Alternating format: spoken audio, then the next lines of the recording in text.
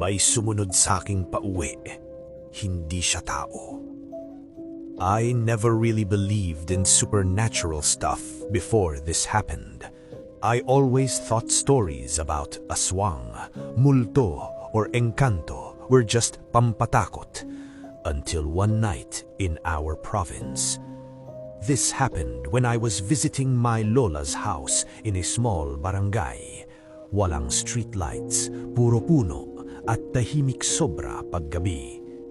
One night, around 11 p.m., I decided to walk back from my cousin's house, about a 10-minute walk lang. Halfway through, napansin ko na parang may kasabay akong footsteps. Akala ko baka aso lang, so I stopped walking. Tumigil din yung footsteps. I walked again. Sumunod ulit. That's when I felt it. Sobrang bigat ng hangin, parang may nakatingin sakin. I didn't look back. Naalala ko sinabi ng lola ko, pag may sumusunod, huwag kang lilingon.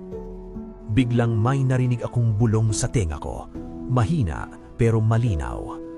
Uwi na tayo. Hindi ko boses, hindi rin boses ng kakilala ko. Nanginig buong katawan ko. I started praying silently habang mabilis na naglalakad. Then I smelled something really strange, parang sunog na dahon at bulok na kahoy. Pagdating ko sa bahay, sinarado ko agad ang pinto. Nanginginig pa rin ako. Kinaumagahan, sinabi ko kay Lola yung nangyari. Bigla siyang namutla.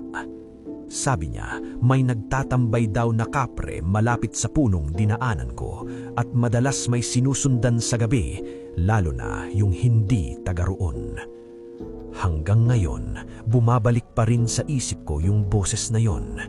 Hindi galit, hindi rin galak.